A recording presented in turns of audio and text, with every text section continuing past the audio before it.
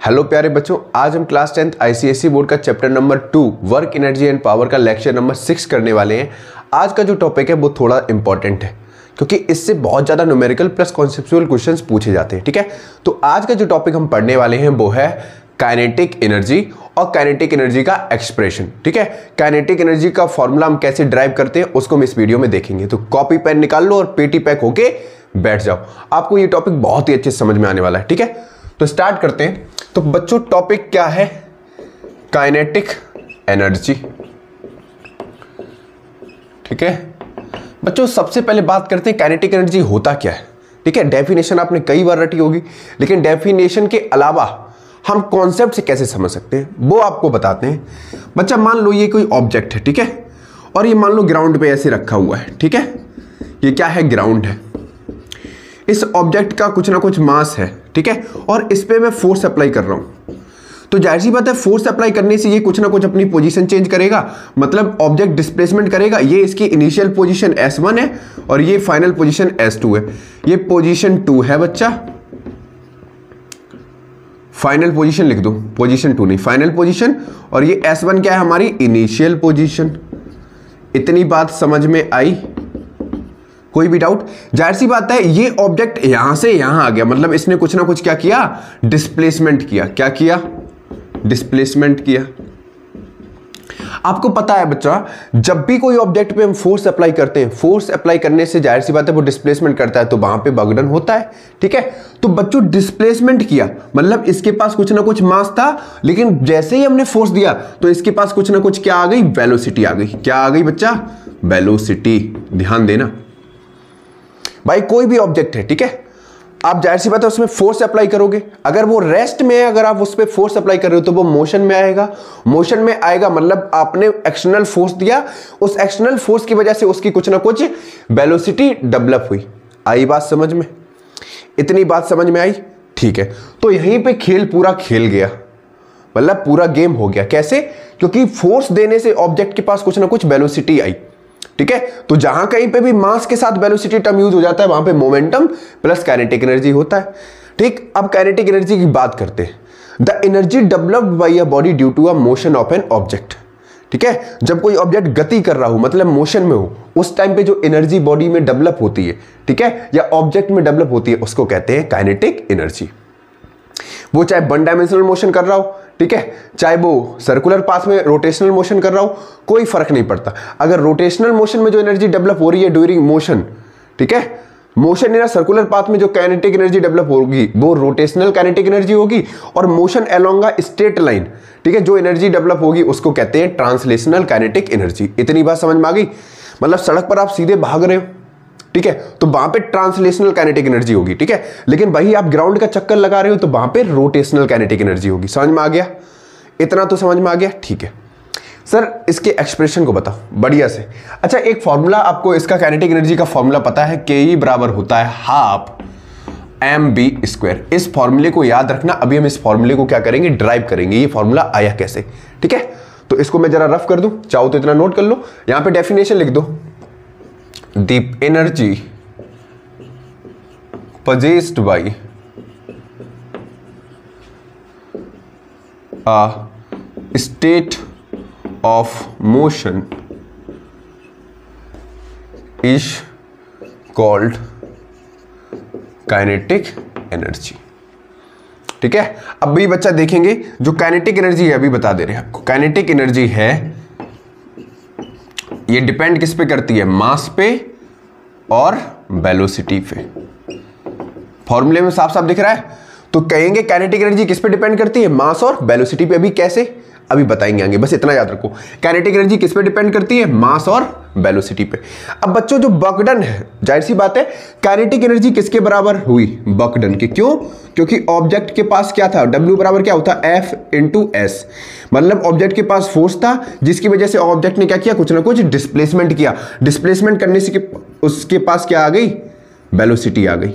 भाई फोर्स दिया ऑब्जेक्ट में, ठीक है, मास था, मास के साथ उसने पोजीशन चेंज की, मतलब पोजीशन तभी चेंज की उसके पास कुछ ना कुछ क्या थी? वेलोसिटी थी।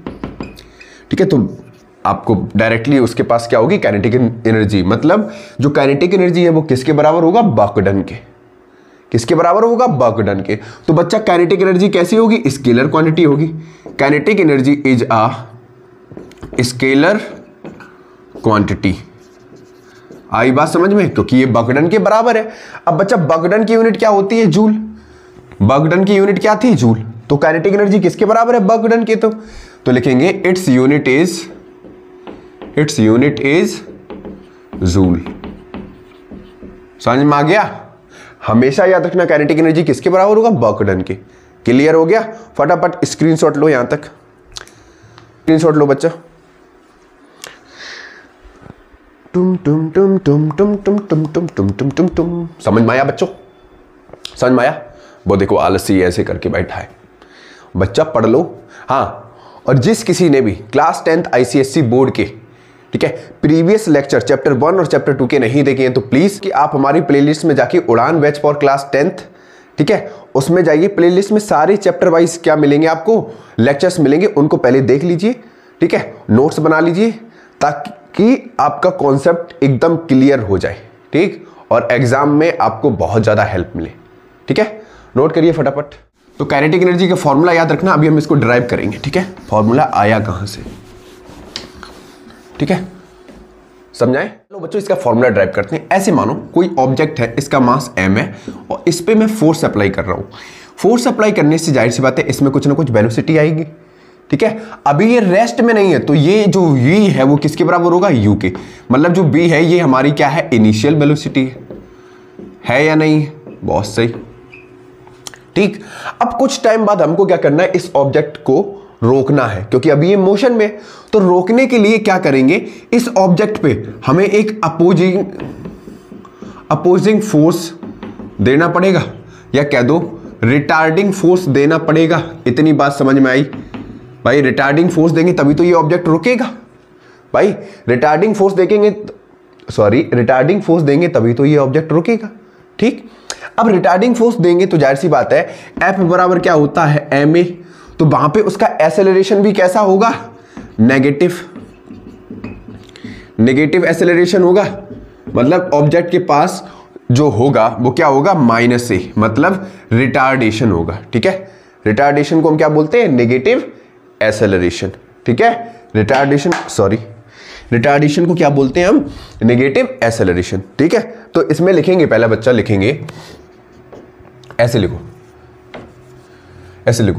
Late m be the mass of an object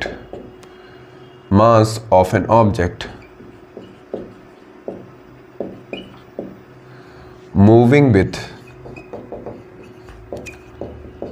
with velocity v. It is brought to rest by applying, दिख रहा है बच्चों? अप्लाइंग सम रिटार्डिंग फोर्स मतलब अपोजिंग फोर्स। ठीक है, let a be the uniform retardation produced by a retarding force. हम इसलिए बच्चों ये लिखा रहे हैं ताकि आपको आसानी से समझ में आए, वरना हम डायरेक्टली फॉर्मूला ड्राइव कर सकते थे। ठीक है, इतना समझ में आ गया? As we know F equal to क्या होता है बच्चा? m into a, mass into acceleration. ठीक है, लेकिन जो बच्चा काइनेटिक एनर्जी होगा वो वर्क डन के बराबर होगा, work done by retarding force के बराबर होगा। अब बच्चों W बराबर क्या होता है? F into S. तो काइनेटिक एनर्जी वर्क डन के बराबर है। आई बात समझ में? के किसके बराबर है? वर्क डन के।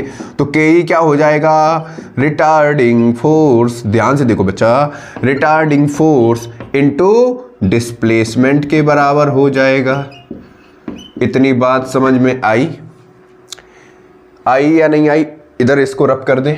ठीक है,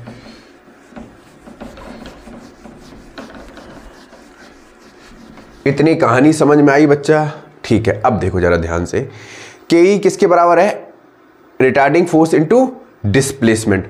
तो यहां पे बच्चा जो के हो जाता है, के ये होगा F इंटू एस। तो बच्चों इस केस में देखो यहां पे इसकी इनिशियल वेलोसिटी जो है वो कितना है, वो कितना है v, और मैंने इस पे क्या किया, रिटार्डिंग फोर्स दिया, जिसकी वजह से इसकी फाइनल वेलोसिटी कितना हो गई, फाइनल वेलोसिटी कितना हो गई बच्चा, 0।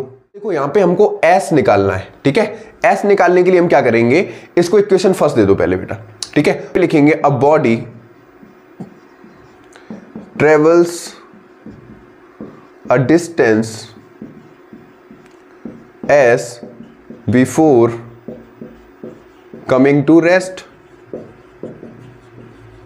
आई बात समझ में, ठीक है। तो यहां पे लिखेंगे बच्चा from third equation of motion,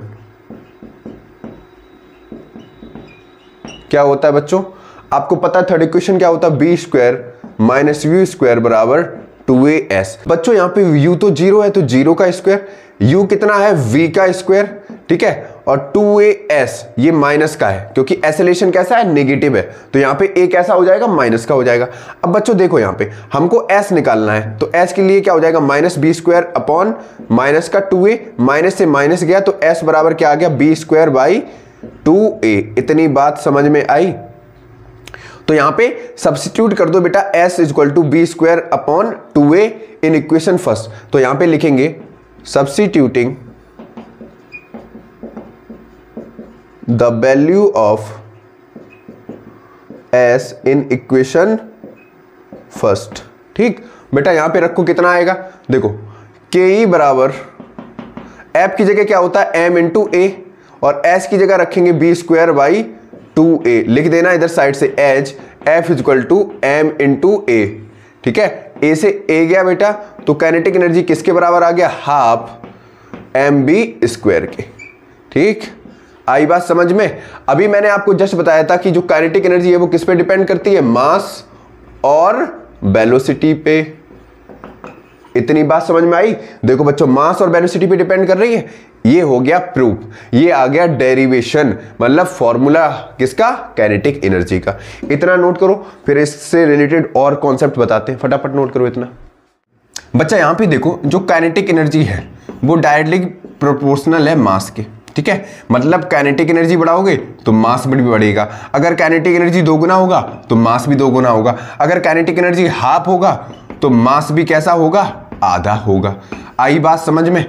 तो ये तो हो गया मास का रिलेशन, मतलब डायरेक्टली प्रोपोर्शनल है मास के। अगर काइनेटिक एनर्जी आधा करोगे तो मास भी आधा हो जाएगा, काइनेटिक एनर्जी अगर दोगुनी करोगे तो मास भी दोगुना हो जाएगा, काइनेटिक एनर्जी 4 गुना करोगे तो मास भी 4 गुना हो जाएगा। इतनी बात समझ में आई, ठीक है। अच्छा बच्चों ये रहा क्वेश्चन, ठीक है। आपको इसको करना है, पहले वीडियो को पॉज कर लो, ठीक है, और क्वेश्चन को सॉल्व करने की कोशिश करो। अच्छा मैं एक रिलेशन बता रहा हूं यहां पे, जो काइनेटिक एनर्जी और वेलोसिटी का जो हमने रिलेशन बताया था अभी, तो जाहिर सी बात है kinetic energy square of velocity के डायरेक्टली प्रोपोर्शनल थी, ठीक है। अगर हम देखो एक समझा रहे, बिल्कुल आसान सा तरीका समझा रहे, फिर से मुझे लगा मैंने डाउट है इसमें, ठीक है। के बराबर देखो अगर वेलोसिटी को हम दोगुना करेंगे तो काइनेटिक एनर्जी कितनी हो जाएगी, 4 गुनी, ठीक है। अगर वेलोसिटी को आधा करेंगे तो काइनेटिक एनर्जी कितनी हो जाएगी, 1/4 टाइम्स। आप यहां पे वैल्यू पुट करके रख लो, के बराबर क्या होता है, हाफ mb स्क्वायर, ठीक है। वेलोसिटी को 2 गुना करेंगे तो काइनेटिक एनर्जी कितना हो जाएगा, 4 गुना, क्योंकि v पे स्क्वायर लगा है, और वेलोसिटी को आधा करेंगे तो काइनेटिक एनर्जी कितना हो जाएगा, 1/4 टाइम्स। ये बात याद रखना, ठीक है, ये चीज याद रखना, ठीक है। आगे बढ़ते हैं, क्वेश्चन को समझते हैं, क्वेश्चन में क्या कहा जा रहा है, क्वेश्चन में क्या दे रखा है। देखो एक बॉल है जिसका मास है 2 kg, जिसको ड्रॉप किया जा रहा है कुछ हाइट से, ठीक, जिसका टाइम लग रहा है 2 सेकेंड। ये पूछा गया what is the work done, वो ग्राउंड पे आते आते कितना उसका वर्क डन होगा, ठीक। अब जाहिर सी बात है ऑब्जेक्ट को क्या किया जा रहा है, बॉल को ड्रॉप किया जा रहा है कुछ हाइट से। जब बॉल को कुछ हाइट से ड्रॉप किया जाएगा, जाहिर सी बात है एक्सटर्नल फोर्स कितना होगा, 0। जब एक्सटर्नल फोर्स 0 होगा तो इनिशियल वेलोसिटी कितनी होगी, 0 होगी, और नीचे आते आते आते आते उसकी वेलोसिटी कितनी हो जाएगी, v। भाई b वेलोसिटी कुछ ना कुछ होगी, तो ऑब्जेक्ट का मास कितना है, 2 kg। u कितना है बेटा, 0 मीटर पर सेकेंड। b पता है नहीं पता है, क्यों, क्योंकि बॉल नीचे आ रही, देखो बेटा ये बॉल थी, ये नीचे आ रही, ठीक है भाई, नीचे आते आते उसकी v कुछ ना कुछ होगी इस पॉइंट पे। यहां पे u कितना है 0, a है वो किसके बराबर होगा g के, ठीक है, क्योंकि टुवर्ड द ग्रेविटी एक्ट कर रहा है तो g पॉजिटिव होगा। आई बात समझ में। अब बगडन निकालना है, बगडन निकालना है, चलो निकालते हैं। तो बेटा from first equation of motion, from first equation of motion, first equation of motion क्या होता है, v equal to u plus a t, लेकिन यहां पे हो जाएगा जी टी, ठीक है। v हमको नहीं पता, u कितना है 0, g कितना लेंगे हम यहाँ पे 10 ले लो बेटा, 10 इंटू टाइम कितना लग रहा है, टाइम कितना लग रहा है 2, तो v कितना आ गया 20 मीटर पर सेकेंड। आई बात समझ में, ठीक है, v आ गया 20 मीटर पर सेकेंड। अब बगडन निकालना है बेटा, यहां पे जो बगडन होगा वो किसके बराबर होगा, काइनेटिक एनर्जी के। जो बगडन है वो किसके बराबर होगा, काइनेटिक एनर्जी की। पूछो क्यों सर, क्यों? क्योंकि मैंने क्या बताया, जैसे जैसे ऑब्जेक्ट नीचे आएगा, ऑब्जेक्ट नीचे आएगा तो जो इसकी पोटेंशियल एनर्जी है वो किस में कन्वर्ट हो जाएगी, काइनेटिक एनर्जी में। भाई नीचे आने पे क्या बढ़ रही है, v बढ़ रही है, तो v बढ़ने का मतलब क्या है, क्या बढ़ गया, काइनेटिक एनर्जी बढ़ गया। तो ke बराबर क्या हो जाएगा, हाफ mv²। बेटा हाफ, मास कितना था 2 kg, वेलोसिटी कितना है बेटा 20 इंटू 20 कर दो, 2 से 2 गया, कितना आ गया बेटा 400 जूल, यही आ रहा है, चेक इट। इतनी बात समझ में आ गई। ये रहा क्वेश्चन प्यारा सा, इसको नोट करो बच्चों। आज के लिए इतना ही रखेंगे, ठीक है। इसके बाद जो न्यूमेरिकल प्रैक्टिस है वो हम कराएंगे, ठीक है। आगे अभी बहुत सारे टॉपिक्स को क्या करना है, एक्सप्लेन करना है। इसके बाद बच्चा जो टॉपिक होगा वो वर्क एनर्जी थ्योरम पे होगा, ठीक है। जो नेक्स्ट वीडियो होगी वो वर्क एनर्जी थ्योरम पे होगी, ठीक है। क्वेश्चन समझ में आ गया आपको, बड़ा प्यारा सा क्वेश्चन था। अभी बहुत सारे क्वेश्चंस कराने बाकी, ठीक है, नोट करिए इसको।